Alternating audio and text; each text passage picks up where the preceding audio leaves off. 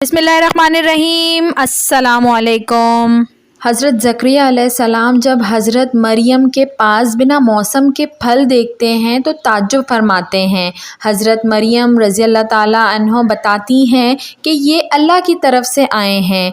हज़रत ज़करिया अलैहिस्सलाम की कोई औलाद नहीं थी। जब उन्होंने मरियम रज़ी अल्लाह ताला अन्हा का ये जवाब सुना तो उन्होंने अल्लाह से अपने लिए सौले औलाद की दुआ की ताकि वो आप और आपके आबाओ अजदाद के इल्म और नबूवत का वारिस बने।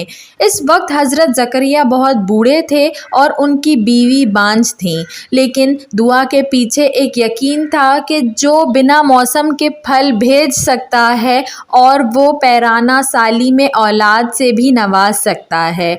अल्लाह ने दुआ कबूल की और हज़रत ज़करिया को बेटे की बशारत दी और उसकी सादतमंद होने की अलामतें भी बताईं।